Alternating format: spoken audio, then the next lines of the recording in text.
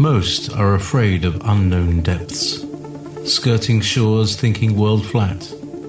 I'm with the island girls in celebration of new religion.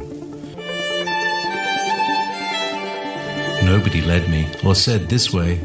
I sailed alone on makeshift raft with wind as companion.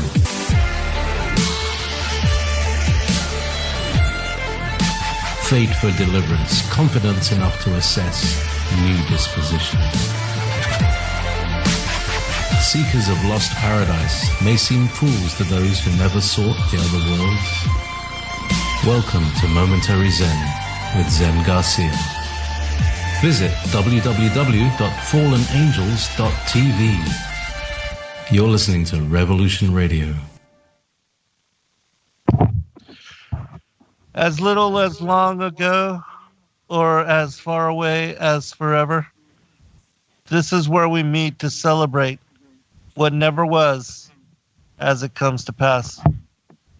Welcome, friends. I'm your host, Zen Garcia. This is Momentary Zen here on Revolution Radio at freedomslips.com. I thank all of you for taking the time to join us this evening. We are having kind of a reunion show. I'm going to be on with my brother, the Hijacker. And for those that don't know, it was long ago and many years ago that the Hijacker invited me to come on to his show. And we shared a lot of time and space together doing many shows covering a lot of issues. And then I began my own show and began to broadcast here on Revolution Radio. But Hijacker, are you there, brother? Yes, Zen. It's been a long time. How's my audio coming through? Sounds good. And also for the listening audience, if you would, let us know whether you're hearing an echo or a reverb, or if the audio is clean and everything is good. I appreciate all of you. And tonight we're going to be speaking about lost, forgotten, and forbidden history, especially with regard to Tartaria and the Mudfloods and other cataclysmic events, lost technology, culture, civilizations. And I know that you've been studying and looking into this, Hijacker, for a while now, and as of I, that it's been an issue of keen interest to the listening community and especially to the YouTube audience, that a lot of people have begun to look into this particular topic. And it's an interesting and fascinating aspect of history, which has been completely disregarded, swept away, and hidden. So much so that most have never even heard about Tartaria, and most have no idea that it seems to have been, even most recently, one of the largest empires widespread in the world. And that even before the founding of America, that North America, Central, and even South America, portions of it were part of the Tartarian Empire. And so let me get you to comment on that. Yeah, Zen. So what we ought to call this, the grand, not the grand theory, the grand unified, that's it.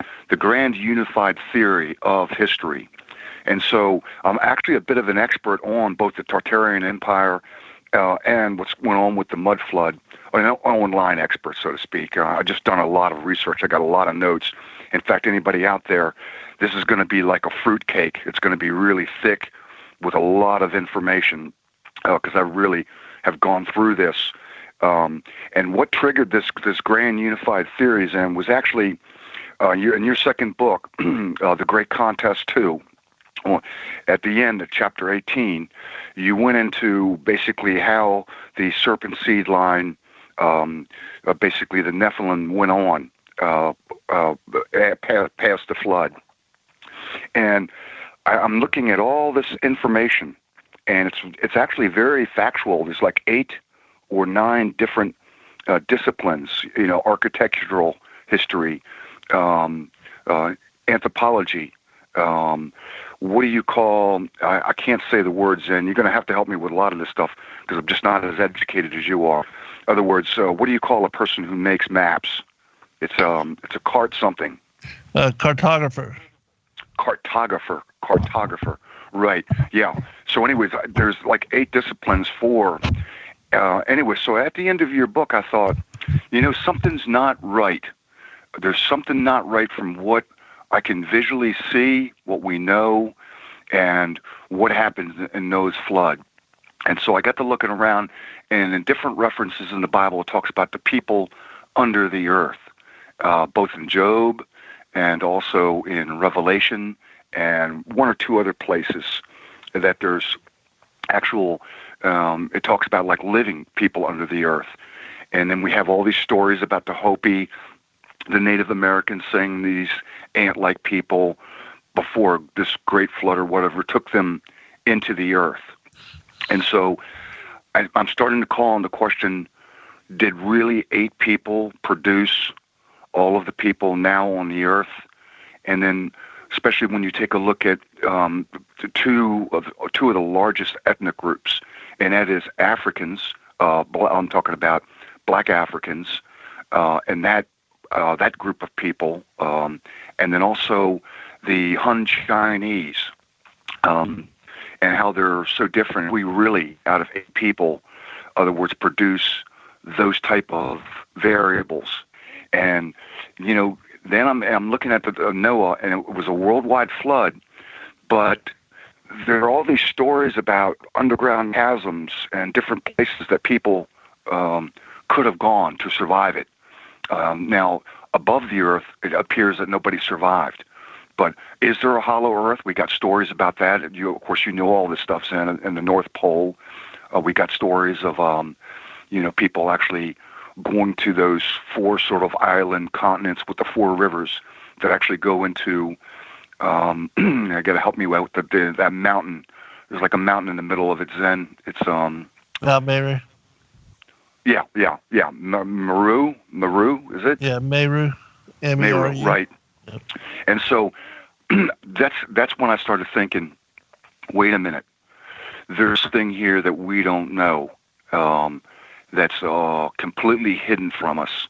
And so this grand unified theory then is this, that the Nephilim, they, and the giants, this particular giant race, when they heard, and even though they were in rebellion against God, both the fallen ones and the Nephilim, the giants, I believe that some of them, as soon as they started seeing Noah build this ark, and he's talking about there's a flood coming, and as you made mention that Noah didn't even come out of the mountains, he actually built the ark right there in the mountains because he knew the water was going to, yeah. And I'm thinking, you know what? The ones that weren't that smart, they laughed.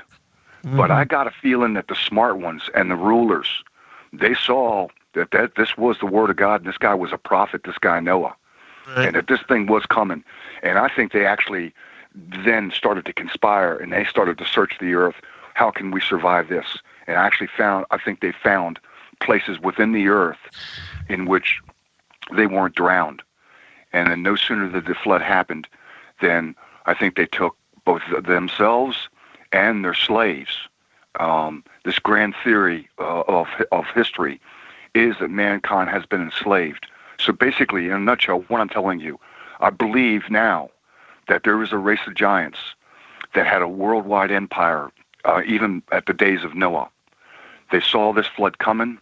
The smart ones went ahead and they figured out how to hide within the earth, different places. After the flood, they came up with their peoples, and they restarted this, and that we've basically been ruled all the way up until the biblical times when Joshua went, and in other words, the 31 giant and their kings of the Joshua, the wars, the book of giants that you write about. I think that was just part in that particular area. I'm thinking, Zen, that the whole rest of the world already were having civilizations, and that the people that were under these, and when I'm talking giants, I'm talking 20, 25 footers. I'm not talking the 7 to 9 foot, red-headed giants. that were concentrated in North America. That was more or less a subspecies. What I'm saying is I think that these 20, 25, 30 footers could actually rule the earth all the way up until about 1750. And that was the last of their empire. And I think what happened since the time of Israel and then all the way up to the time of Christ, that they were gradually beat back as the small men, normal people, multiplied. And so as they beat them back and beat them out of Rome or whatever, they left these great architecture type of buildings all throughout the Middle East, Greece, Italy, through France. And then as the men and Christianity in particular expanded out, they were forced out of different pockets to where they were just these, and think about it this way. Think about like a couple of dozen of these tall, 20-foot Nephilim super intelligence race of giants that were there. They might have thousands and thousands of little small men under them in all these different places on the earth that they were their slaves, and that they actually were ruling all the way up until about 1750. But as Christianity spread out, then they were forced more and more to basically the outskirts. And I can prove pretty much all of this, and I'll just give you the list, and then I'll let you jump in here, Zen, if you want to, critique anything. So worldwide, we've got star forts and star cities. This is very common, literally hundreds, if not thousands, of these places all over the earth. And if you want to know what a star fort is like, think of like a snowflake. It's a very unusual fort. When you actually take a look at it and take a look at the ones that you can actually see that are still around, very tough to defeat. I mean, it's not like a four-walled city where you just gang one wall, and if you can get up over that wall. No, they had it where the walls were built, where one wall could help defend the other in one point, and then they had moats, very complex. Anyways, these structures are all over the earth, even to this day. Then you've got the maps. If you actually take a look at the maps, and I'm talking maps all the way back into the 1200s, the early maps that we've got. This one guy, Barnabas Nege, who I don't know why he turned his back on his religion, although somebody did tell me on his faith, did tell me that, because he said he used to be a Christian, but now he's not. But then one Christian told me, no, you don't understand. In that culture over there in Romania or whatever, when you grow up, that's what you're identified with. It's like somebody who grows up in a Catholic church. You ask them, what religion are you? What faith? Oh, I'm Catholic. Well, it's not the same as a Christian Catholic, somebody who's actually converted and has a relationship with Yeshua. So it's completely different, so I understand that. But anyways, Barnabas Nege, you can see he got a hold of literally 100 old maps. I'm talking all before like the 16th and 17th century. And he did this one video on was California an island. And so he goes through all these old maps, starting with the oldest.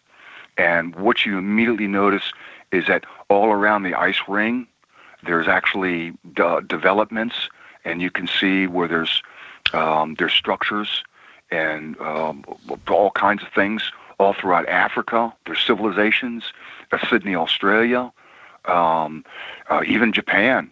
And so you take a look at all these maps and you start to realize, wow. And then he gets the map all the way up until that point. California was an island in all these different maps. Right. But 1744, everything changes. California becomes part of the United States. There's right. something that happened. But not only that, all the maps in 1744 worldwide seem to change. So it's the maps. Then the third thing, you got the actual architecture. What it is, these Greco-Roman type of grand structures that you see in Greece and in Italy, Rome. It's a type of buildings. Well, it turns out these buildings are all over. These Romanesque, Victorian type of towers and domes, really huge concrete blocks. And then the other thing that goes along with all these different buildings, which are all over South America, you ought to see the one in Japan, Zen. You wouldn't believe it. It's like a Roman Greco temple. It's completely out of place in Japan of its architecture. This incredible building. I don't know if it's their parliament or whatever. Really old. But anyways, this type of architecture is all over. And then the other thing that goes along with this particular architecture are all these huge doors. I'm talking 25, 30-foot doors. So you got the architecture as well. Then the other thing, Zen, and you do a lot on this, we're finding these old bones, huge bones, all over the earth. There's one guy that wrote a book, and for the first 120 pages, it's nothing but old newspaper articles in the United States where people find all of these huge skeleton-type remains. And you're talking 18-footers of giants they pulled out of the mines. So that's the fourth big thing, is that we got basically all of these bones that we find that the Smithsonian seems bound and determined to hide. Then, if you actually take a look at murals, old, paintings of like large groups of people, or drawings, and these are really old. In all these drawings, and there's literally hundreds of them now, you see all of these really tall, giant people, and then right beside them, some of them not even up to their knees, some of them only like not even up to their hips, are full-grown adults. And you can see that there's actually children beside them and dogs. So you can actually see that, look, these are really large people on all these murals and all these drawings. And so you got that whole discipline in which, if you go back, and you can see even some of the portraits. And then if we keep bringing it forward, if this theory is right, and these Nephilim giants, and I'm talking 20, 25-footers, ruled us, great groups of men, where they basically built the Cathedral of Notre Dame. They built all these places. They were their homes and their temples. And you got these buildings, and then something did happen, then that's not that long ago. And so now we got photography. And so now, if you actually do the research and look at old photographs, and the first photograph was taken in 1825. So that would be about 75 years after what I think was this great mud flood. Now, some people want to say that there was another event, 1809 to 1806, and that's when the New Madrid quake happened. It rang bells in Charleston, South Carolina. The Mississippi went backwards, and that there was a great mud flood event then. I think it was a secondary event. So 1825, we got photographs. Well, if you look at these old photographs, you see the evidence of something tremendous happened. Not only do you see photographs, and you can see, in some of them, you can see really giant people within these photographs, and they're all over these really old photographs. But then the other thing you see, Zen, and I know you've done research, so I'm not telling you anything that you don't know, but there are pictures, early pictures, 1840, 1850, 1860. When you take a look at the early pictures of St. Petersburg and Moscow and even Paris, all different places all over, even New York, you see these grand, great cities. Dresden, take a look at Dresden. If you take a look at those photographs, no people, or very, very few. And all you see is what looks like they were, there's a mud floor to it. And you see this strange type of telephone pole with no wires, along with these grand, incredible buildings with spirals and strange things that are on top of the towers and the domes. almost like it's a complete technology, almost a wireless type of energy and technology that we know nothing about. And so you got photographic evidence. That's the other discipline. But you can even go further. You can go into video evidence. In other words, the first early pictures. And you see things that should not be. You see the 1893 World's Fair. Take a look at all those buildings, incredible structures with massive amounts of electricity and lights. You see, back in the 1870s, supposedly even before electricity, we were supposed to get it. I think the first place that got electricity was Niagara Falls. You see in like Paris, France, you see these people getting on this walkway. I'm talking about there's nothing but horses and buggies around. But these people are getting on, there is actually two walkways that are actually moving like, what do you call the thing in the airport? Zen, like escalator, right, where it just pulls them. And they're going like, like over a mile. I mean, how does that work? And I mean, they're moving at like a 5-6 miles an hour clip, faster than you can walk.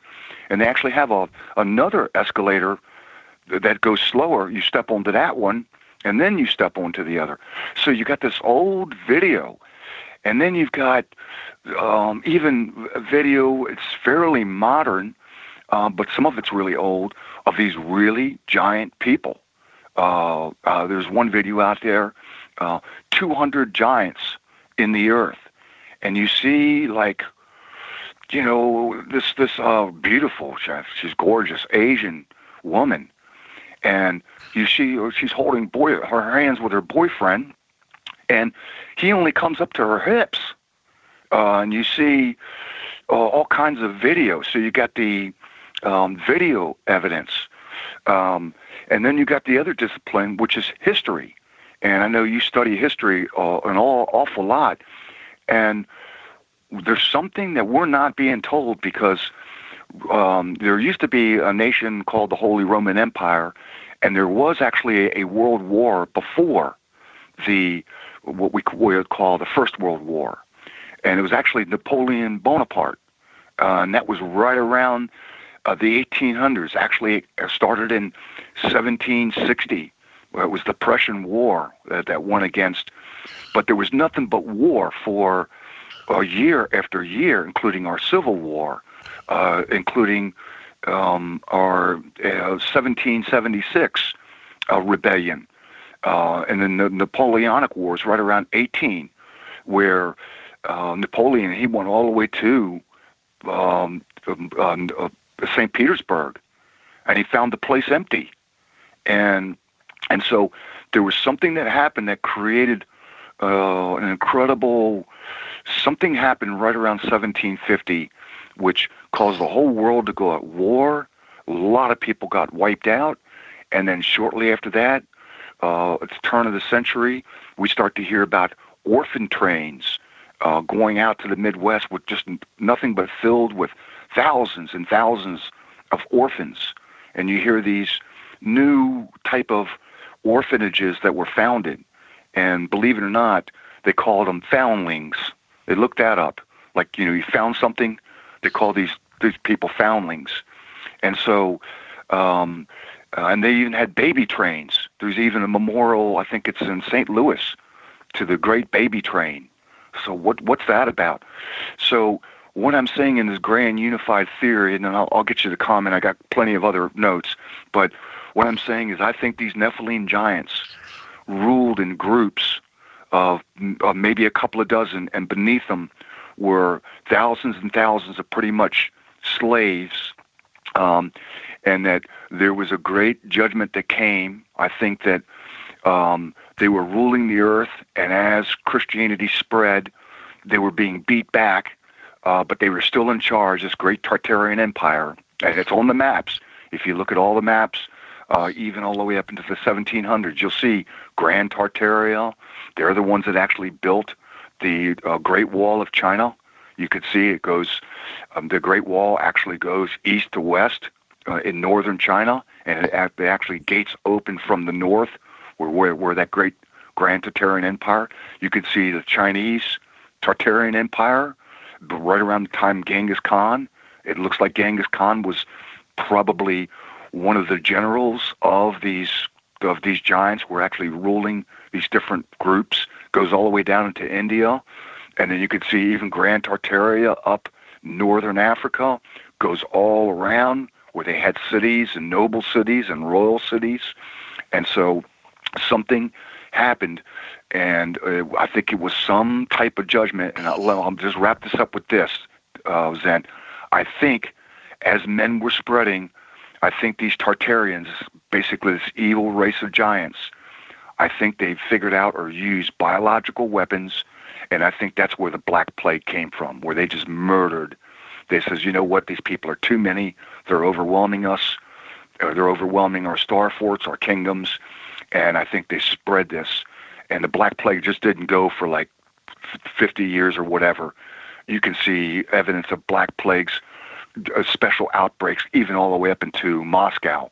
There was a Black Plague that hit in like 1780 or something. And then I think one, or maybe before that, 1600s. And I think when they did that, I think God pronounced a judgment on high. And I think he says, you know what? You all need to get back into your hole in the ground right there in the North Pole, the hollow earth. And I think he sent a mud flood. And there's evidence for the mud flood through these buildings and architecture all over the earth. And I think once that rain and that mud started coming, I think this race of giants, I think they just went, oh no, the old man's going to do it again. He's going to drown us. And I think they went ahead and I think they hauled ass back into the center of earth. But I think they left because they were breeding with people. I think they actually bred down these Illuminati bloodline families into smaller sizes. And we can see these people, this serpent seed line, all among us. They are our rulers. It's just not the Jews or the Jesuits. No. This particular genetic bloodline is throughout all the earth. It's in Asians, it's in blacks, it's in Caucasians. We can see it all over.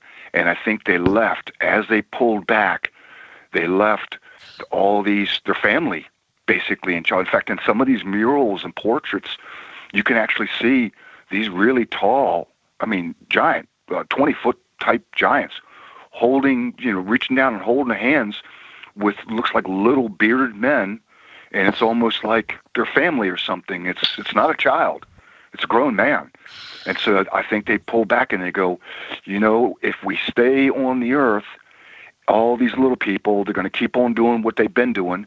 They're going to keep wiping us out, killing us, these rebellions. I think these Tartarians actually crossbred with the great ape. I think that's one of the ways they kept all these different kingdoms and places intact.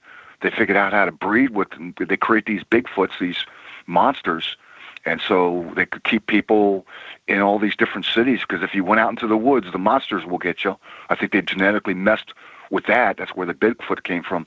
But in the end, they had to pull back for whatever reason, and then they left in their wake the 13 Illuminati bloodlines.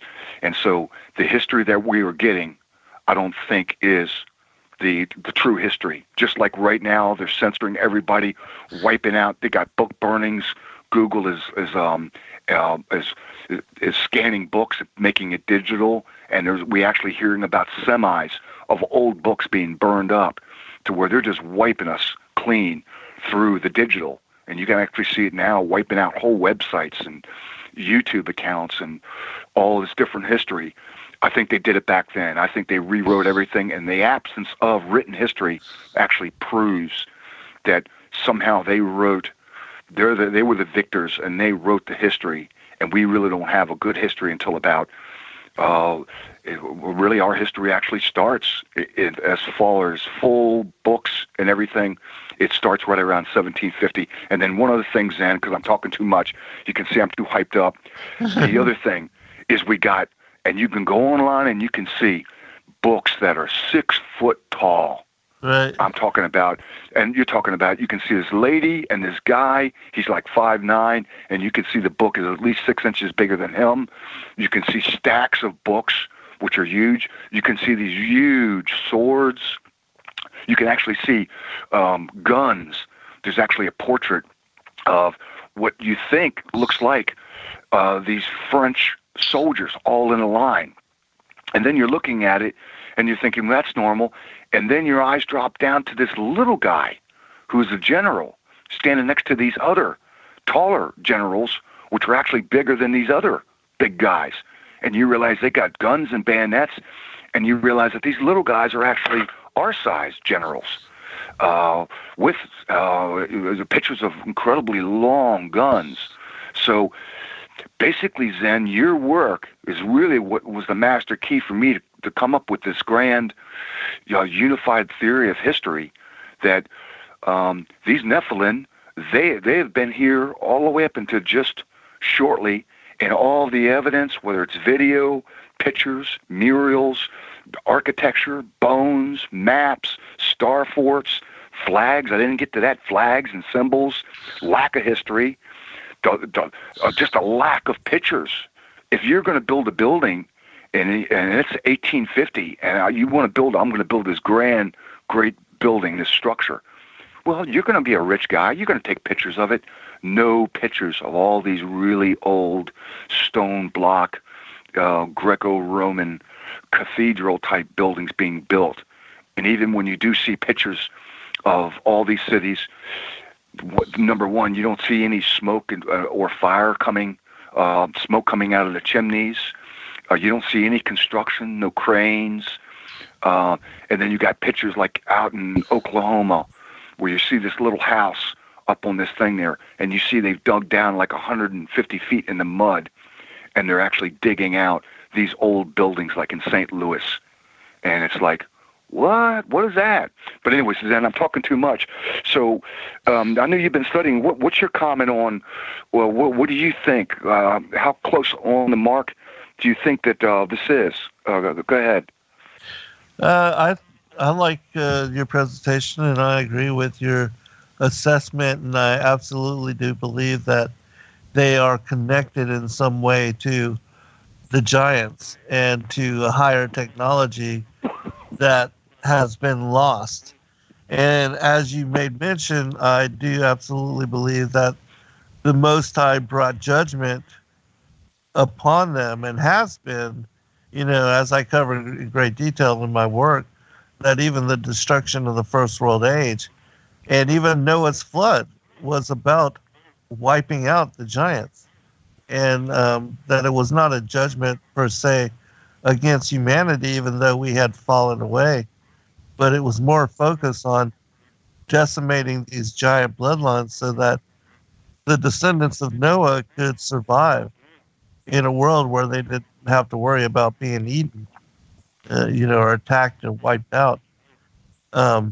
And so in similarity, I think that what we see as the Tartarian history and the missing aspects of that history has to do with also judgment that the Most High brought against them and their culture and civilization, going back 100, even thousands of years, even longer than that. I mean, there's been even, the Tower of Babel, Nimrod, and all that. That's connected to the New World Order elites and that whole high technology and relationships with the angels and the giants. And so, yeah. So you think it's right. So you think it might be like a series of judgments with like the Noah's flood being like a grand judgment, but then as they start to do what they did before, and here's another theory, Zen, and I get it out of all. This kind of comes from just looking at, because you put up all these kinds of images on all your different videos that you do and the stuff that you do on YouTube and in your books. You have these particular type of grand structures, but these particular very unique architecture, like a Notre Dame, or like some of these Greco-Roman temples in Rome. In fact, they are all over. Take a look at the Kremlin. Take a look at some of these places all over, even in Sydney, Australia. Just absolutely incredible, beautiful structures. But I'm actually starting to think, Zen, that these fallen ones and their sons and daughters, the Nephilim, I think they have some kind of memory of actually what heaven looks like, because it is almost otherworldly. I think that the reason why they're so obsessed with pyramids and they're so obsessed with this type of Greco-Roman, Victorian type of architecture is, I think, actually in heaven, Zen, that's could be when Jesus talks about a mansion. I'm thinking he's not talking about like a 5,000 bedroom house on the cul-de-sac that we build. I'm thinking that his idea of mansions are these type of grand type of architects' buildings, and that maybe they remember, they have like a shadow memory, and they're actually trying to recreate, the grand glorious structures in heaven here on earth, which they seem to be. We don't seem to be able to duplicate them. Like they talked about Notre Dame. Oh, we're going to rebuild that. Right. Which, by the way, they're going to make it a multi-faith, a sort of a Chrislam type of structure. But they got to taking a look at how they would have to do it, and there are not even oak trees that stand 200 feet to where they can actually get the type of beams that they made Notre Dame with. There's like trees that are not even big enough to actually get that type of the length of that type of beam. So we can't even rebuild it back to what it was. Right. But yeah, well, what I'm wondering, Zen, is I can't do it. I don't have the education, and really, what I do is I'm basically a slave now. I got to worry about my farm and myself. But I'd like to see if you could do a book on this kind of grand unified theory that these Nephilim, these giants, were actually here all the way up until about 1744, and then, in other words, tie the whole thing together. Because whether you want to see a Taj Mahal in Chile, they're there. In Honduras, yeah. In India, of course, all over. You can see these incredible grand structures all over the place. Down in Argentina, Venezuela, you can go to Sydney, Australia, which they say people only got there, early 1900s, and it was only 1,000. Early 1800s, and it was only 1,000 Irish, British prisoners, and yet you see what they want to say these things were built in 10 years, nothing but these grand, incredible structures, which they, that's what the convicts are going to do. First thing they do to get to Australia is build these incredible structures, and they call them churches. Something doesn't jive. But do you think that you might have? You'd be willing to do a book on, the Tartarian Empire and maybe rewrite history, Zen, because your work, if it continues, this kind of information, and you can pull it together. You're a researcher. Are you thinking about that? What is your next book? What are you doing now? That go ahead.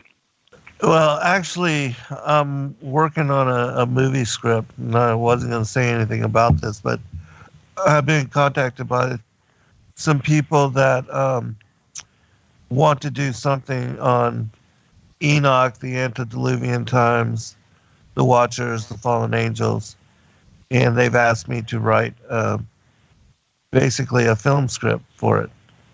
And so that's what I'm currently working on. But yeah, I would consider at some point doing something on the, the Tartarians.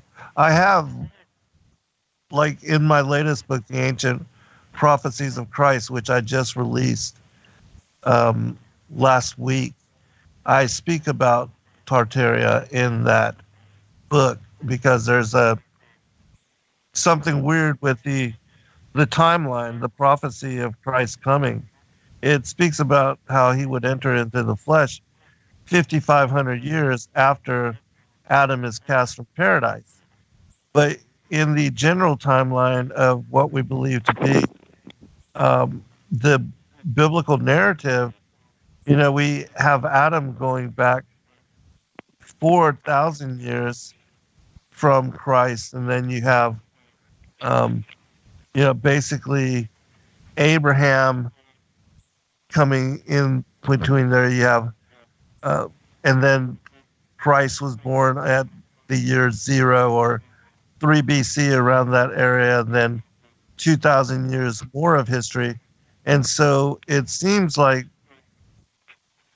that his coming from Adam is said to be for 4,000 years, and then the timeline of the Second World Age, we're 2,000 years after Christ, and so that should be equal to 6,000 years.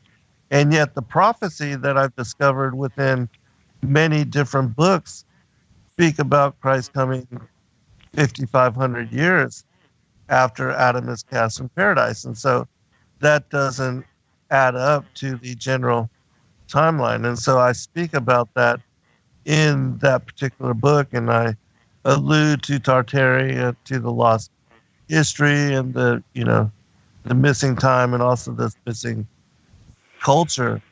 But certainly it's not an entire book or anything. But yeah, I could consider something like that. It's just, finding the time. And then I don't claim to be any kind of expert on this particular topic or subject. And I know that there are other people that have done a great deal of research and study in this area. And so, I don't know, maybe I'll partner up with somebody to do something. Right. Well, there's a few good people. Let me just give them a bump, because they do really deep work. I mean, just like what you do with the serpent seed line and with the flat Earth, how you go into detail, the firmament. These people are like, I mean, I don't know how they find the time to do all what they do, but one is British flat Earth, Martin Lunking, right, yeah, or whatever. I don't know where he's tapped into these Masonic databases and libraries somewhere. I don't know. People are feeding him stuff because he's got incredible pictures and maps and just writings, absolutely unbelievable. Also, British Flat Earth Subs. That's another guy. He's an offshoot. Of course, Barnabas Nege. He does a lot of it. I've got anyways, there's an awful lot of them out there that do a lot of work. I wish I could remember everybody's name, but I can't. I just go through so much information. But the other thing, when you write this movie script, Zen, and this is the other thing that I noticed, this is like, I went through like 8 or 9 different disciplines, of evidence, architecture, maps, photographs, video, that type of thing. I went through all that. There's another thing that actually is popping up, and that is, it is looking like that the Atlanteans, a lot of people believe that when Atlantis fell, that they actually became like the Egyptians, and that was where the Egyptian, great empire came from. And then a lot of people believe that once the Egyptians fell, that they actually fled to, they became the Phoenicians, or maybe it was the Atlanteans became the Phoenicians, that became the Egyptians, that became the Tartarians. But anyways, this is my point. My point is, these Atlanteans that became Phoenicians or Egyptians, and then they became Phoenicians, and then they took up residence in what they call the city in Italy that's full of water, Zen. It's a Venice. grand city. Huh? Venice. What is Venice? Right, Venice. In other words, then the black Venetian families, and then they actually pulled back. This one guy thinks that that group pulled back to the Swiss Alps, where they built these more grand structures, same type, fingerprints all over it, same type of people, and then ultimately it became the Grand Tartarian Empire. But there's things that stand out about them and their architecture, and that is the fashion and the dress. In fact, take a look at even ours. Look how we dress up in our capital, George Washington, with wreaths and halos and garments as like Roman type of silk clothing. And in all these murals you see, they all have a certain fashion and type looking. The other thing is that this evil giant race all seem to be white, which would, I guess, will give fuel to the black Hebrews that white people are blue-eyed devils, we're a spawn of Satan or whatever. But anyways, they do seem to be all white. So, and white people are pretty violent, so maybe it could be very well that there might be some contact there to where those genetics are throughout that, but they do seem to be that. But they all have this type of Phoenician, Atlantean type of look and dress to them. With their statues and their cherubims, and they're able to do marble all over. It's absolutely incredible. In fact, the Vatican now is shutting down. Did you hear just in the last day? They're shutting down the Sistine Chapel. And what? That's, yeah. Like, for what? I think renovation. They're going to do something. Really? Yeah, but that's half of art history.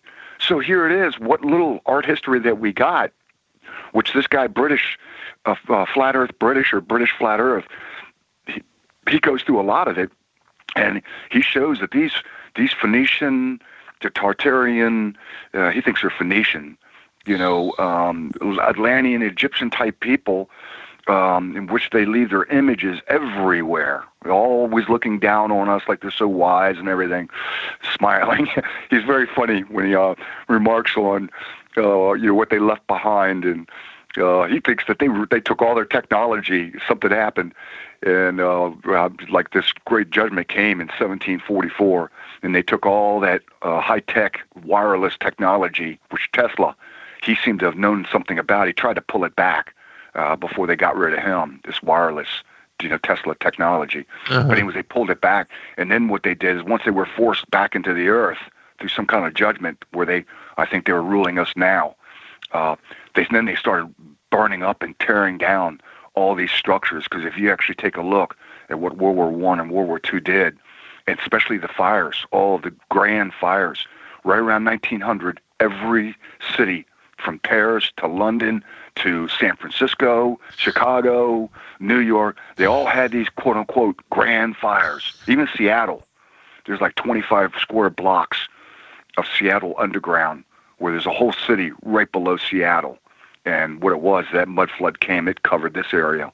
In fact, my wife works in one of these old buildings, and she says, yeah, there's something completely different about the nature of the building, the marble, the blocks, really high ceilings, and also the grand doors.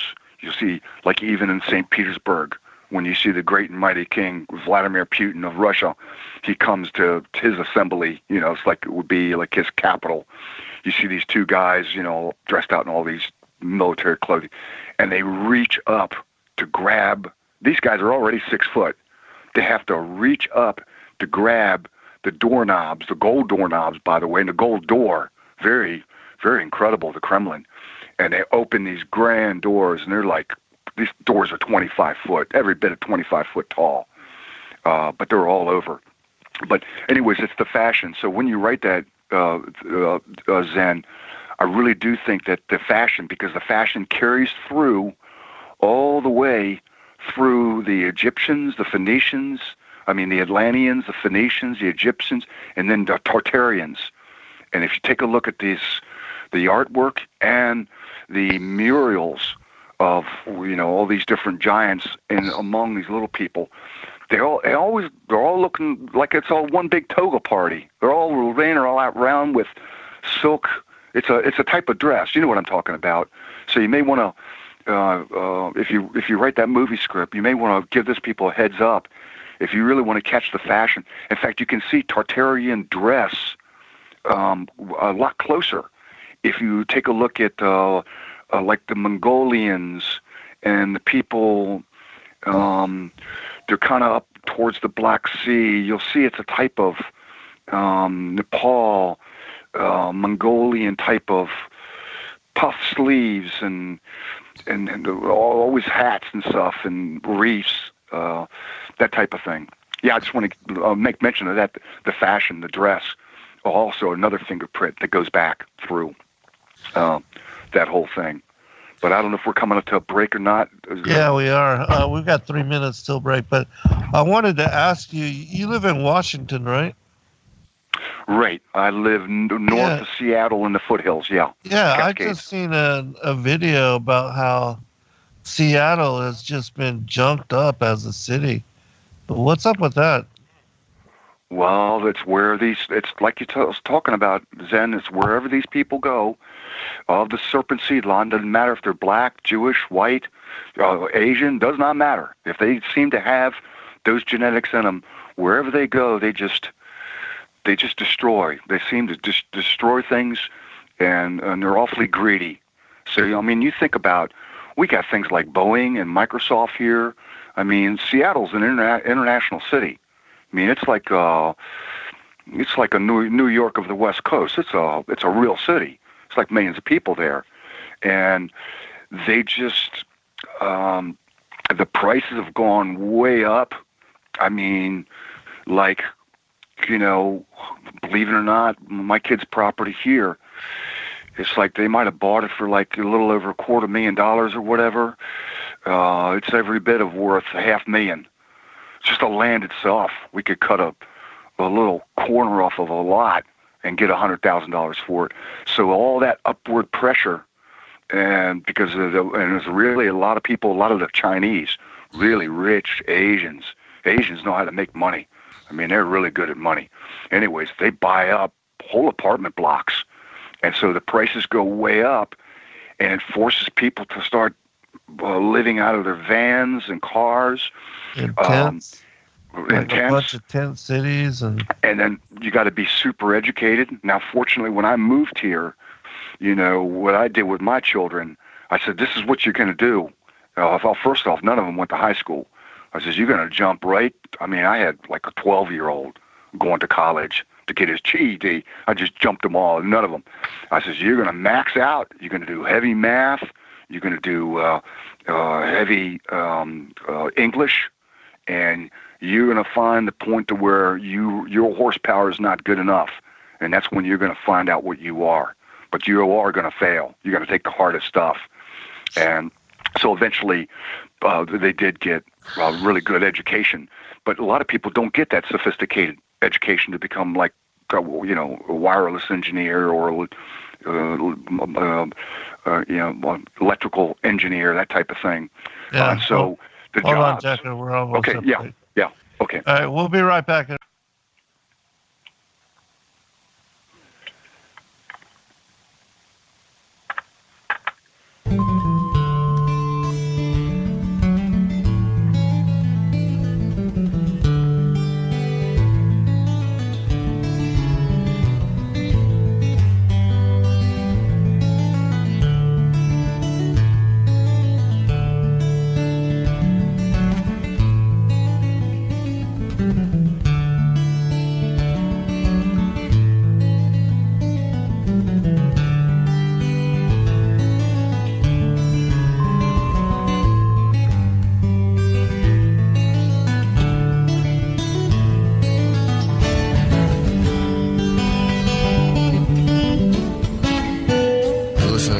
Radio at freedomslips.com. We'll be right back after this message.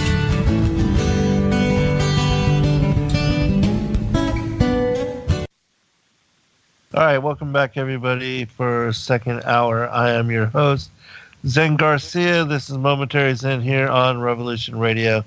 And I am speaking with my guest and used to be often co-host, the Hijacker, about the Tartarian Empire and the forgotten, forbidden history connected to it as culture, and also the ancient maps which show us things like California being an island all the way up through the middle of the 17th century, and then something happening which creating the Great Lakes, that it was thereafter that it became part of the continental United States. And so these are things that are not spoken about or revealed or shared in popular world history or American history that we learn of in school. But anyways, before we went to break, I had mentioned something that was a little bit off topic, and it is a documentary called Seattle is Dying. And it's basically talking about how the crime in Seattle has been pardoned, and there's been a homeless invasion of people that use drugs and that don't have to now be in fear of being locked up and are able to commit crime after crime after crime and not worry about being detained for long term. That, there are some people that have been locked up 60 times in the past couple of years there in Seattle, and they keep letting people out. And it's just a very sad situation. There's all these tent cities coming up all over and around the grounds, and people not being able to use public restrooms. They're defecating and urinating all over in front of businesses and elevators and things of that nature. It's just a sad situation because I went to Seattle and visited there, and it was a beautiful and really clean city. Smelled good. The landscape was beautiful. The Cascade Mountains towards the north, Mount Baker, just really beautiful. The coastline and the ocean out towards the west, and all the evergreens, the Douglas firs. I mean, just beautiful. Mount Rainier to the east, and for that to be happening to that city, it's just really saddens me. But from what I understand, this is happening all across the West Coast, United States of America, these sanctuary cities. And so one final comment on that, and let's go into the Tartarian stuff again. Right, yeah. But before I do that, Zen, only because I can see not only did you go blow past Studio A, but you got a record-breaking number, so there's a lot of people that I've tuned in that you really, if you can give your contact information. Also, Revolution Radio, go to Revolution Radio, buy a seed pack or get the archives. I think it's $5 a month. Whatever you can do for the station to keep it going. And if you get the $5 a month archive, you can go back and get all of Zen. Zen does shows like this every week. You can go back and get all of that. And there's something like 80 hosts or whatever, so you can get a wealth of information. If nothing else, just get the seed pack that Nighthawk has. 35,000 seeds, 54 different herbs and vegetable varieties, all organic, heirloom, non-GMO. So anything you could do for the station. But why don't you go ahead and give your information out, Zen, now that we got such a huge audience, and let people know where you can get, like you just put your latest book. But anyways, why don't you get that? Because I don't want you to miss that. There's so many people. And I don't think that a lot of people maybe they're not familiar with you. That may be because I promoted you, and I promoted this interview for about a week on Deacon's show. So it's a different group of people. Oh, right. Go ahead. Okay, excellent. Yeah. My books can be found at sacredwordpublishing.com. That is our publishing company, and this is my 21st book that I published, The Ancient Prophecies of Christ.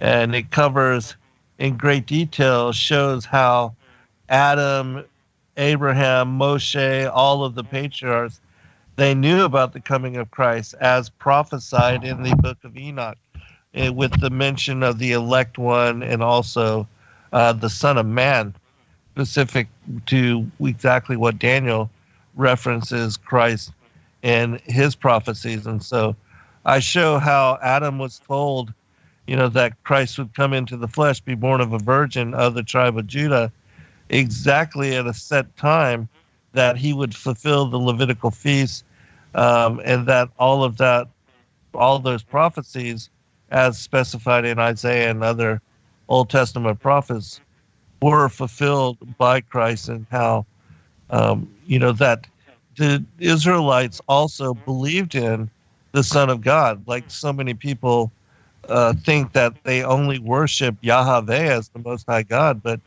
it's not true. In fact, when you look at and examine the ancient manuscripts, it's clear that they worshiped the Trinity and that they revered the Father and the Son and also the Holy Spirit as the feminine aspect of the Godhead, and that what we see reflected in the Godhead is what we see reflected in the human family, especially with Adam and Eve and their children. It's the same thing, that they are a type and a shadow and a representation of what we see in the Godhead, with the Father, the Son, and the Christ being the only begotten, and that the Holy Spirit represents the motherly aspect of that portion, that male and female created he them, that both male and female, and the family is revered and sanctified by the Godhead, and all that is carried all throughout the scriptures, all throughout time, and passed down through the patriarchs. And so, this information being lost, I bring it forth and share it again to show people that Christ was the long-awaited Savior Messiah, and that he fulfilled the prophecies that were laid out, not only in the Old Testament, but all throughout even the extra-biblical and extra-canonical materials. And so you can find all of the other books that I've written as well, the many collections of ancient manuscripts that we've put together, like the collected works of Enoch, the Great Commission 1, 2, and 3, the third book being specific to the prophecies of the end time apocalypses, another, the Yahushua Christ, the infancy, early childhood, and lost years, which is another amazing text, the medieval Irish Apocrypha, so many different books on prophecy, and just... Oh, and your three big sellers, too, Deacon. I mean, not Deacon, Zen. Your three big sellers, Lucifer, Father Cain, that's a must book. Sons of God, Who We Are and Why We're Here, that's a must book. And The Firmament, those are really big breakthrough books.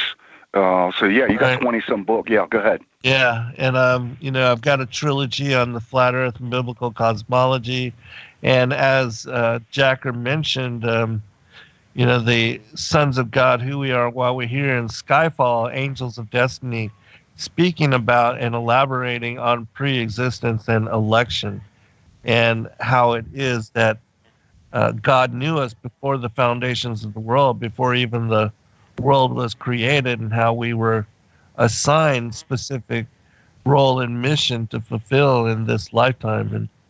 And so all of those kind of topics, and then I think that the ones that people should start with to get a better understanding of the bigger picture and how the war in heaven led to what is the enmity between the seed lines and our current contention with the New World Order elites, the Great Contest 1 and 2, the war in heaven and the enmity between the seed lines.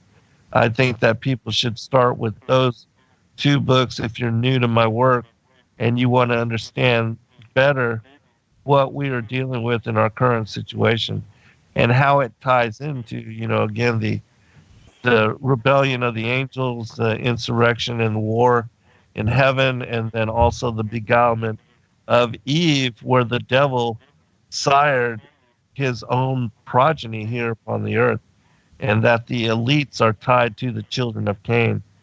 And they're a bloodline and a family that are contending against the children of Adam, which I think all of these things are very important to understand if you want to make sense of what's going on in the world.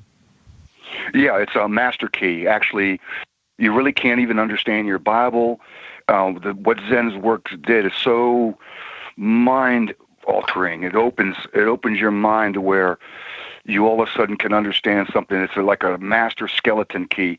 It just unlocks it.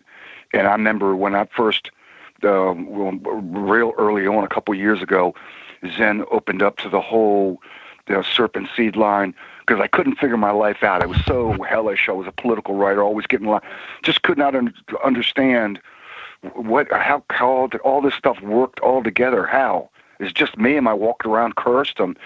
But then once he basically said, no, there's a whole nother world out there, another force. It was like my mind just was able to put it like this. It's like having a 500-piece puzzle, one of those giant puzzles. And I was able to put together a lot, but I just couldn't see the picture. I couldn't put the rest of the pieces together. But as soon as Zen opened my mind up, it goes, oh no, there's a serpent seed line. There's whole nother layer of reality that you don't understand, and it's right there in the Word of God. As soon as I got that, it was like I went manic. I just took the pieces of the puzzle, like it's like bam. I was like almost like a robot. Yeah, that's it. I figured that out. That's it. And I was able to bam, and I had the whole damn puzzle put together. And I went, wow, look at that. It was like my whole life then. It's incredible, absolutely incredible. It was a paradigm shift. But just to let everybody know, this is what Zen does. I know a lot of people don't read anymore or whatever, but this is the way he supports Zen. He's got a whole crew behind him, especially his daughter, Joy. She does yeoman work. In fact, I pretty much, because Zen's so busy, I pretty much got to go through her to, when I'm dealing with that ministry. But he's got a whole ministry, so you got to buy the books. You gotta support Zen, because this is what he does. This is how he makes his living. So I just want to let people know that. And that, like you said, that first and second contest, that's the big picture. That really will show people, as well as Lucifer, father of Cain. Mm-hmm. And also I like Sons of God, Who We Are. That was my first book that I got from you. That really helped out. So anyway, that's at sacredwordpublishing.com. Right. So, and you can see he's got a whole crew there, 8 people. But anyways, listen, Zen, before I forget, I got a note here. When you do your manuscript, your movie script, and it's going to be about Enoch, right, and all that. Enoch, the fallen angels, the Watchers, the antediluvian prior times. Yeah, the giant. Here's a twist to it, and this made this movie a blockbuster. Do you remember the movie Constantine? Mm-hmm. Who was the actor? Neo. Yeah. He was in The Matrix. Keanu Reeves, yeah. Yeah, right. Keanu Reeves? Keanu Reeves. Right. So you remember in the movie Constantine, you ought to actually go back and look at it again. It's not going to taint your writing because of the unique information. But you know how in every movie there's always somebody that's got like a magical power or something that they can't see that somebody else can see, that type of thing, where the special effects. You ought to make it so that Enoch has this special ability to actually see another dimension that's overlaid in our dimension, so that unlike the people that maybe he's around in the movie, the normal people that he's talking to, he's got the capability of taking his eyes and rolling them up so only his whites show, and he's able to take a look at the spiritual dimension here on the earth. That would give us some pizzazz of a magical power, because he was a very unusual person. He probably did have that power, come to think of it. He actually dealt with the fallen ones himself, didn't he, right. Zen? Yeah. He actually went up to the throne room of heaven. Quite a... I don't know how they're going to be able to portray that. That's pretty heavy. But with regard to, I don't want to, when people their eyes roll back in their heads, they're like being possessed, and that was not necessary for Enoch. He had that gift anyway. So. Right. So, and the last thing about Seattle. So, what's happened, Zen, is that modern technology, finance, everything overwhelmed a group in the population who were not prepared for it.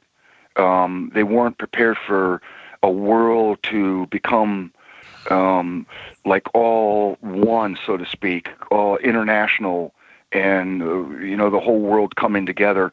And between the technology, the finances, Seattle being an international city, there's a large group of population that they lost their homes, they went into despair, the drug abuse, and you won't believe it, but if you go downtown Seattle, I'm talking about right along the interstates, right along the highways, in between.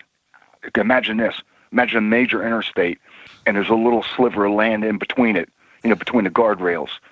Tent after tent, trash, just whole hillsides full of people, and it's just a complete, just dysfunctional. It's just really, and I'm hearing that there's actually a lot of cities now, it's just not Seattle or San Francisco, that there's actually a lot of cities that are actually falling in despair. So, yeah, these people, that's all I can say on that.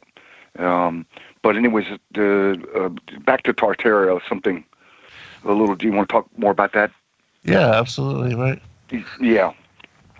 So I'm going to just check my notes real quick to make sure that people got it.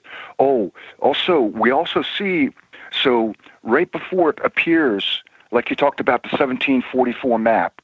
So you can take the maps, all the old maps, and you go all the way up into right around 1742. That's the last map, and you see California is actually separate. Now, some of the older maps will show that you go up into Baja California, up in the peninsula, right there, but they don't go any further. In other words, the map is not complete. But the next map, I forgot who did it. It's a 1744 map, or maybe it's a 1746. You see that California is actually a part of the United States. In fact, King Fernando is the Spanish king. He did a decree. So for people who don't understand this, think about it. It's early 1700s. We haven't even had our Revolutionary War yet. That's still 25, 30 years in the future. France is here. They've grabbed Louisiana, and of course we all know about the Louisiana Purchase. So the French moved in. They were grabbing that land, fighting the Indians and everything. Then the English, of course, 13 colonies and the Pilgrims. You got all that. But the Spanish king, that's when they were a world power. Actually, the Portuguese and the Spanish. Shortly after, believe it or not, the 1750s, that's when they completely drop off as a world power. And it could be because of this worldwide mud flood. But they had control of, the Spaniards had control of California. And so it was a big deal once California was connected to the mainland of what you would call America, North America, because the Spanish king actually did a decree. You can actually go and look in history. In 1747, he decreed, basically, look, you French think you got America, and you English, by the way, California is now a part of mainland America. We got our chunk. We're taking the West Coast. That's basically the reason why he did the decree that California was now a part of. But you can actually go and see that decree because he was basically saying, look, I lay claim to it now. Now that California is no longer an island, and if you actually take a look at the names, San Francisco, all the different Spanish missions and stuff like that. California's full of the Spanish imprint in its names and everything else. Right. Yeah. Right. Yeah. Los Angeles, City right. of Yeah. There. Angels, Right. Yeah. And so but the maps worldwide they change after that, and it's just not that California becomes part of the America. There's things that change all over, like you talked about the Great Lakes, but also there was huge lakes before that were like up in Utah or whatever that were all of a sudden drained. They were no longer there, and all kinds of things. For instance, you would think like the Panama Canal, that we dug that in the early 1900s. Right. Well, that was already in existence in these old maps. On the map, All we did was after the mud flood, all we did when we lost 6,000 people to digging out these Panama Canal through the fever with the mosquito. I can't think of it. Malaria, yeah, right. Right. All they did was actually dig the mud out. They didn't actually cut a canal. It was already there. They just dug out what was already there. In fact, you can take a look, all the canals all over the United States, on how quickly they were able to put these canals in. All they did was dig out existing canals that were already there. So, yeah, a whole history. And then the other thing, Zen, is that when we take a look at the secret societies, like the guy who wrote the dogmas, I hate to have so much information in my head. I can't think of these people's name. The guy with the dogma and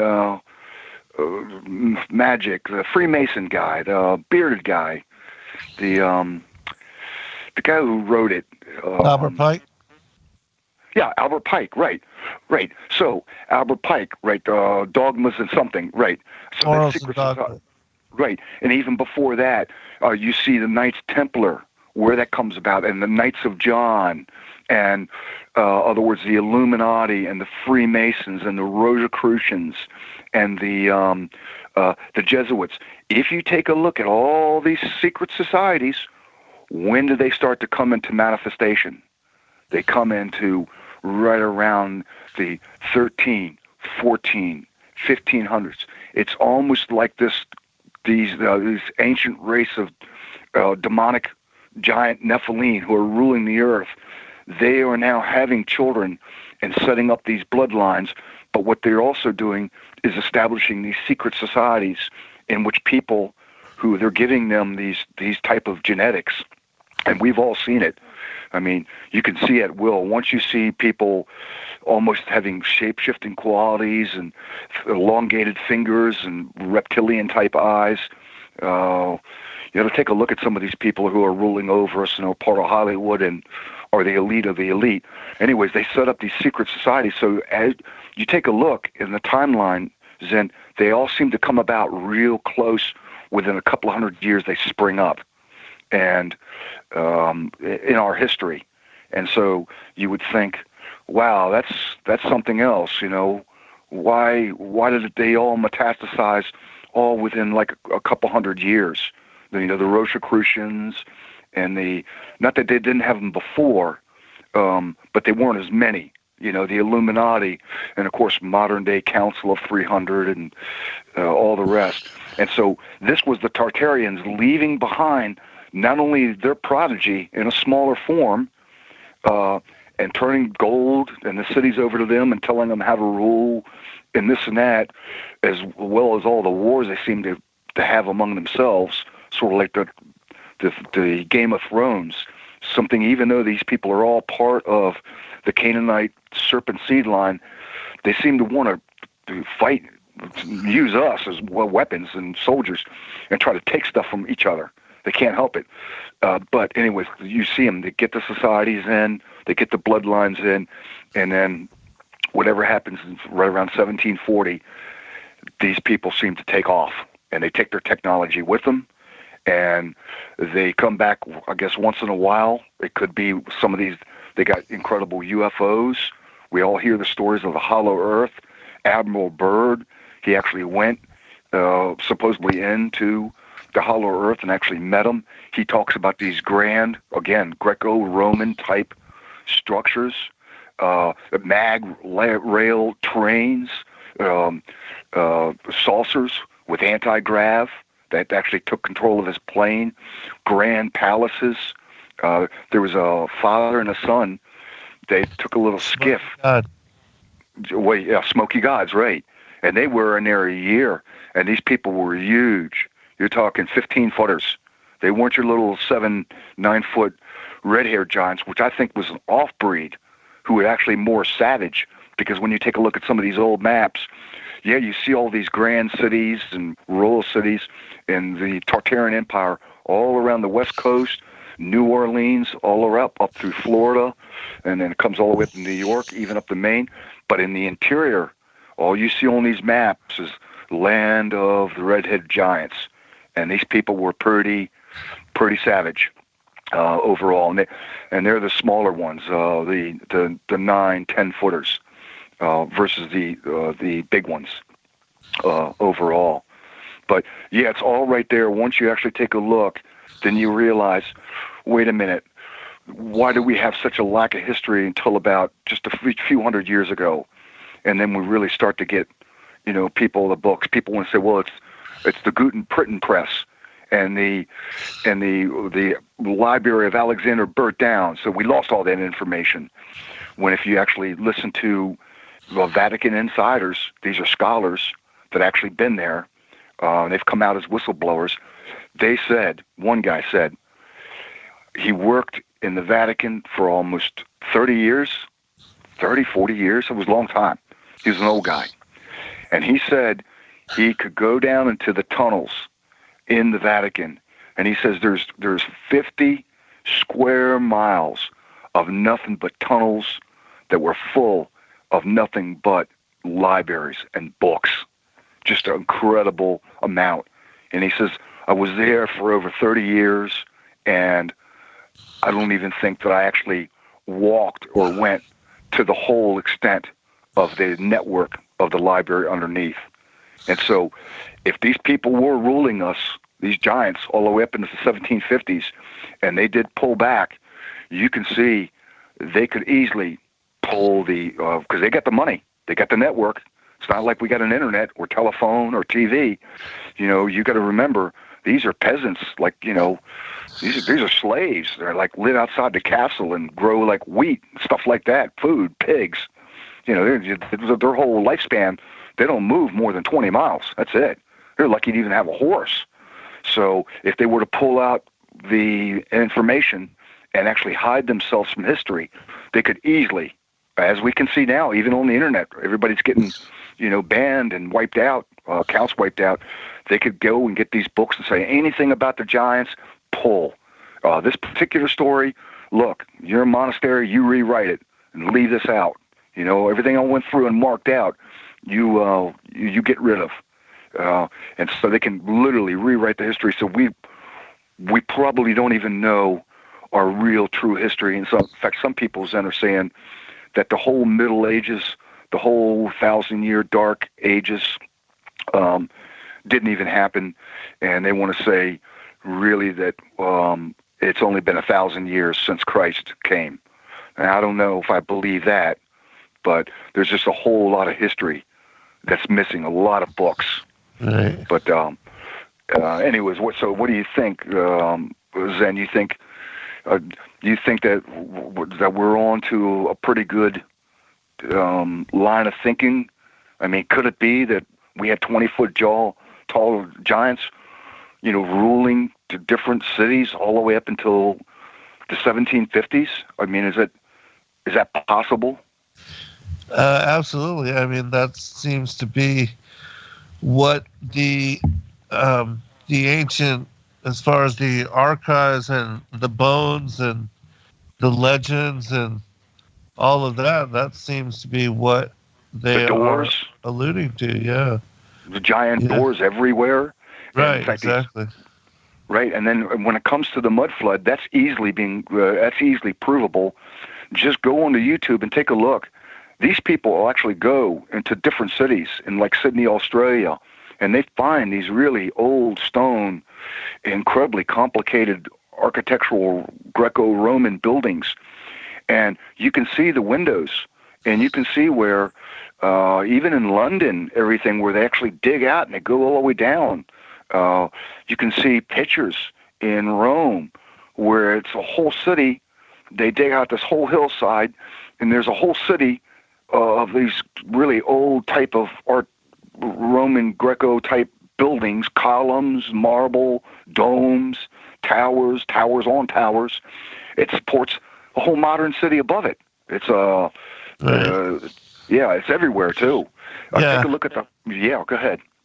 Yeah, I was going to say, no matter where you dig, the further you go down, the more modern and the higher the technology, the cityscape, and as far as the buildings and the architecture, it the farther you go down, the deeper the layers, the more grand in design, which shows you that we're not evolving from the ancient past, but we're actually devolving, and that what was previous was of much grander and higher technology than what we see and even what we can replicate in this day and age. I mean, we cannot even create the cyclopean and megalithic structures that were constructed and put together in the ancient times. We can't do that kind of building process in this day and age. It's lost to us as far as technique.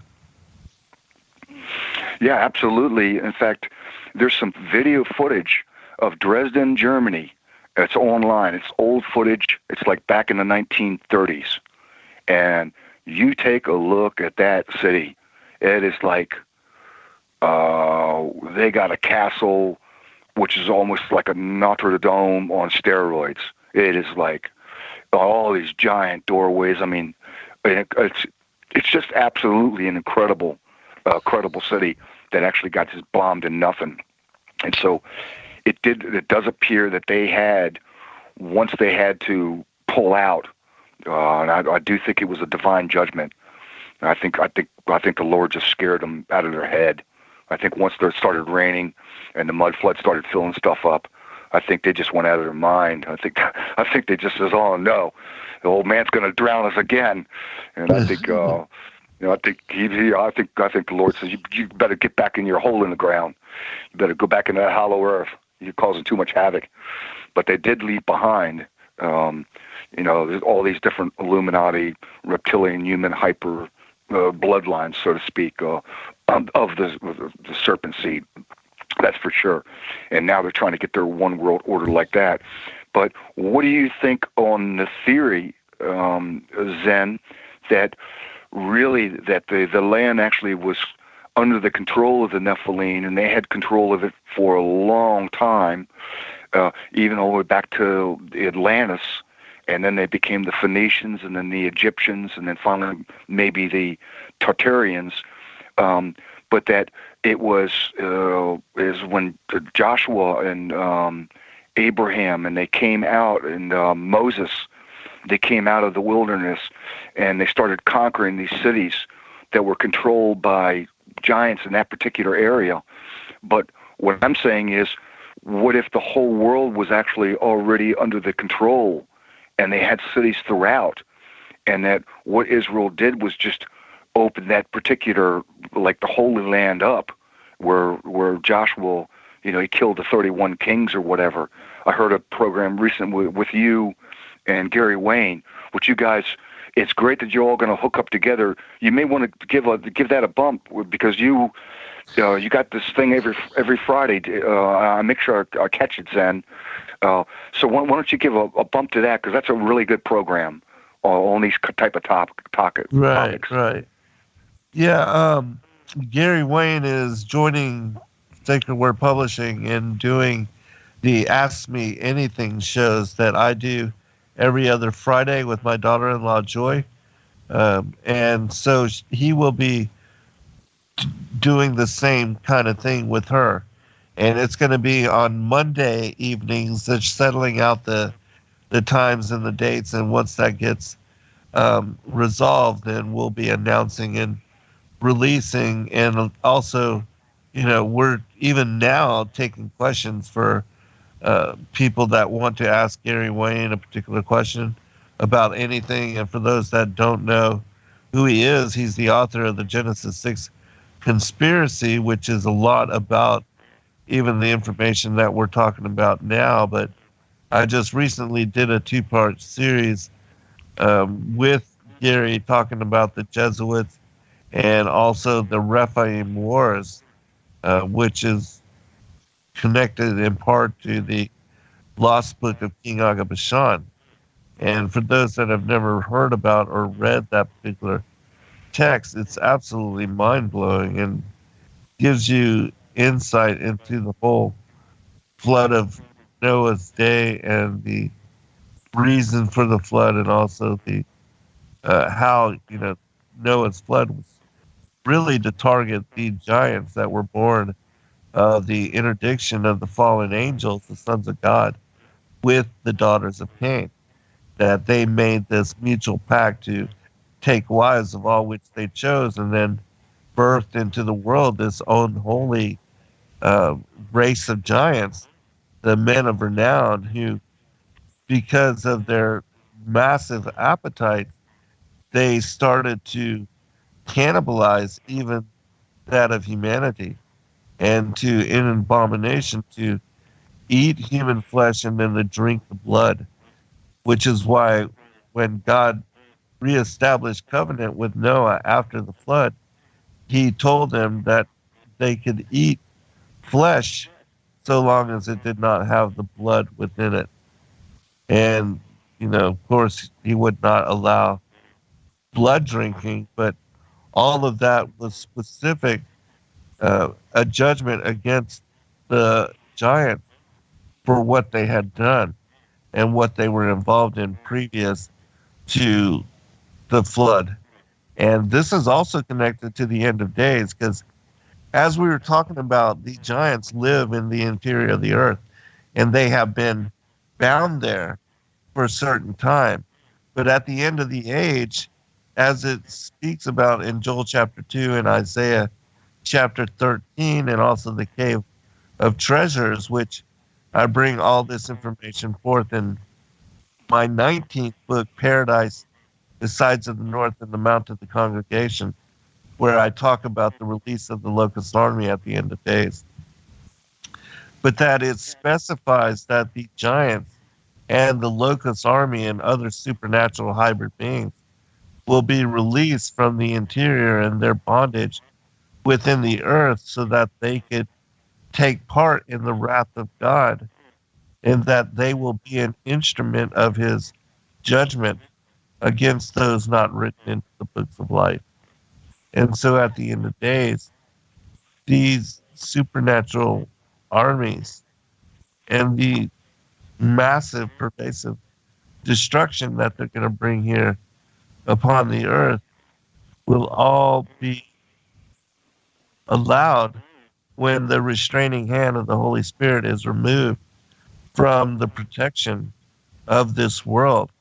And the elites that are trying to conjure and invite into this world these dark entities, they're going to be allowed to succeed in their, the CERN and all of that, just as they did at the ancient times in Atlantis, that God's going to allow them to invite and to conjure up these demonic entities in the manner that they are wanting to.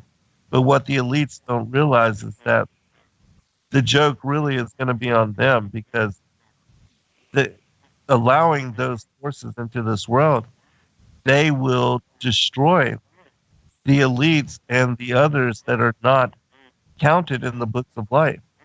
And so what they are hoping to do to humanity, that the church in that day will be protected, and those forces will unleash hell upon them.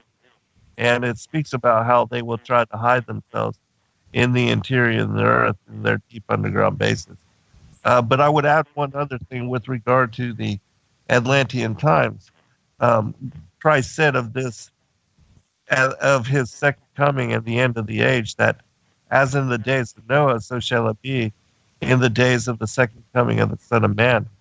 That fig tree generation, which we are, that unless the days be short, there should be no flesh left. And so he is coming to save us and to preserve us, because just as he did Noah and his righteous descendants, that unless they were saved and given a way to survive, the giants would have wiped them out and completely, made extinct humanity. And so, but as far as Atlantis, and you were talking about how the different cultures came about, it's my opinion that when God brought judgment upon the ancient ones, the fallen angels and the Anunnaki, the dragon-like entities, the feathered serpent people that were ruling as a pantheon of gods and goddesses in the ancient times, that they then, as it says in the Emerald Tablets of Thoth, that they flew away from that destruction and watched the city and the temple being drowned and submerged and destroyed, and that Atlantis was utterly demolished, annihilated, and made a memory. And it says this in Ezekiel 26 and Isaiah 23 that God would make this of these people and of this culture, that only a memory of them would exist, but that no remnant, so nothing of their city or their ruins would be found, because they would be utterly swallowed by the earth and the ocean of the world. But it was after that time that they flew to different parts of the world, that consecutively you had the Egyptian cultures, the Japanese, the Indian, the South American, and also North America and other parts of the world like Stonehenge, Albion, and other areas, that they came up and were the out jump gun on their evolution, and that they were visited by the Atlanteans, and that they took over and ruled in those areas and set up this hybrid priesthood, which is why you see depicted in the Egyptian hieroglyphs that there was this hybrid, part animal, part human, these gods and goddesses, and these reptilian dragon-like entities that ruled over them. And it was also why they, in worship and establishing rule over the peoples of these different parts of the world. And this is also why we see the Tartarian, the archaeology and the architecture all being similar, because they were all connected to the same culture, and they all were, tied to the destruction of Atlantis or glory, whatever it is called, in the times. But they all split off. There was a diaspora where the Atlanteans went to all the different parts of the world and established and aided and assisted those cultures in similarity. And that's why we see, a predominant theme of the same kind of construction, the same kind of architecture, the same kind of megalithic style being established and incorporated in all these various and widely dispersed parts of the world, which, you wouldn't think that unless they were connected in some way, that there would be that sense of familiarity in their culture, their civilization, and their architecture. And we do see that, yes, they were connected to the diaspora of the Atlanteans to all the different parts of the world after God brought judgment upon them. And that even the Mudfloods was another in the series of judgments and that he had brought upon them. And as you said, they were basically like, here we go again, Yeah, absolutely. And also, even the Tartarian flag, it's not quite a dragon or a lion. I don't know what the word. Yeah. What would you call that? It's a griffin. Griffin. That's it. Yeah, you know so much, Zen. Wow. But also the same thing you see in India, Japan, China, all about a serpentine type dragon religion. You see same pyramids, Quetzalcoatl there in South America, and it looks like there's like a worldwide religion, almost like in the movie Conan the Barbarian with Arnold Schwarzenegger. It's a serpentine type dragon cult, and they never went away, folks, and they didn't stop eating people either, because they're finding now in Ireland and in London and in England and in France, they're finding whole wells full of nothing but the bones of young, small babies and children, to where they haven't stopped. You know, it's not like, oh, well, you know, not like the royals. Oh, we stopped eating. They actually have a cookbook. We stopped eating little babies 100 years ago. We're reformed now. Oh, really? Right. Yeah. So we have all these disappearances, almost 1 million children a year, all the pedophilia. So that ancient old religion that like Zen said, promulgated by the Atlanteans, and then probably Egyptians, Phoenicians, and then Tartarians, it still's here. They set up secret societies, the whole network, and they still got that Luciferian, satanic coven religion with the witches and the warlocks, the whole thing. The world is not, and you can find, speaking of what Zen was talking about with Gary Wayne, which, by the way, that Gary Wayne's book is a real big, thick book. It's got a lot pages, of, a lot of references. I mean, I'd like to see you two team up to do like a really big book called the History of the Tartarian Empire. That'd be one hell of a book. But anyways, Genesis6conspiracy.com. And then Zen, you can also get a lot of his stuff on YouTube at fallenangels.tv, I think it is, and Zen Garcia, right, Zen? Because I know we're coming to a close. And Endeavor Freedom, Endeavor Freedom and Zen Garcia on YouTube, yes. Yeah, on YouTube. And I get a lot of your information there. But, yeah, I mean, the world is nothing like, and how they could think, Zen, that they could trick us in that we're living on a ball spinning faster than the speed of sound and ripping through the... why do you think that they thought they could pull that off? Because early on, 300-400 years ago, they knew people were so ignorant that they thought they could come up with this model, and they weren't ready for, men to be able to fly and to put balloons up 30 miles to see that the earth is, razor sharp, flat up to, eye level. You think they got caught flat-footed, and they weren't thinking about it, that we would figure it out? Yeah, I think, it goes back to, supposedly the year 1666 and around that. That's a really satanic number. And that being the Dark Ages or whatever, that it was during that time that Satan began to promote and to bring forth the whole concept of the heliocentric cosmology.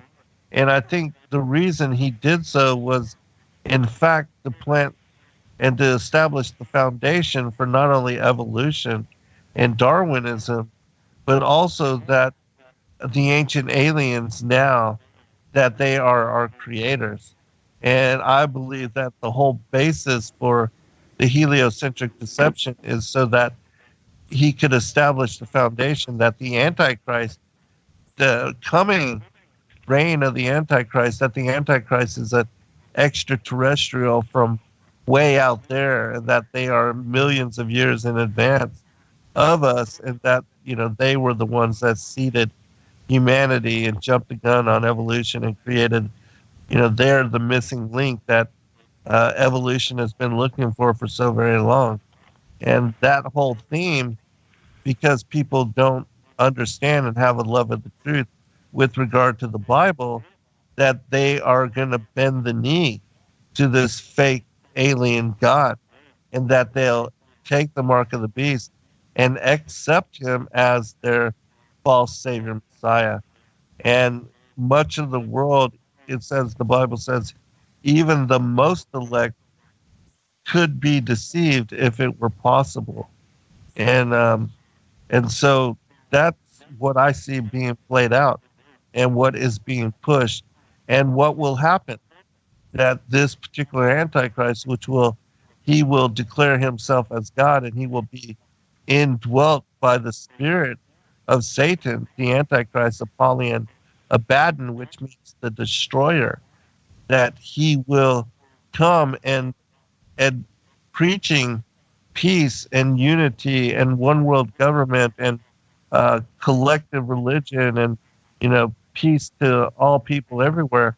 But then he will begin to war against the saints and to target the Christians and those that believe and know Christ, Yeshua, as Savior Messiah.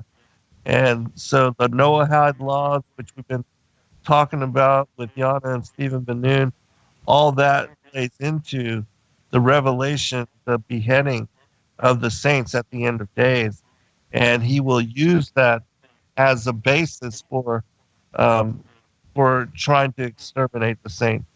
And all that is coming. I do believe we're right at the door for, the revealing of the Antichrist. And we see now that Jerusalem has been declared the capital of the world, the third temple sacrifices, all that is being reinstituted. So. Right, and I know we're getting ready to go, Zen. I appreciate you doing the show. In other words, let me on your show, and you can get all Zen's you get Zen's information at sacredwordpublishing.com, and you can find out all his contact. Joy does a real good thing of where he's going to be, events, or what he's doing. It's all right there, every place that you can go. But no, I appreciate this, Zen. I needed to get it off my chest. Because it does look like this is the true reality of the world that we're in. Yeah. And you're right. This great deception is the globe, is the spinning ball, is the ancient aliens. That's got to be it. And I mean, and I know we don't have any more time, but I have such. We'll do it again soon. Yeah. Okay. Yeah. Sounds good, Zen. All right. God bless you. All right. Bye-bye. Shalom. Revolution Radio at freedomslips.com. We'll be right back after this message.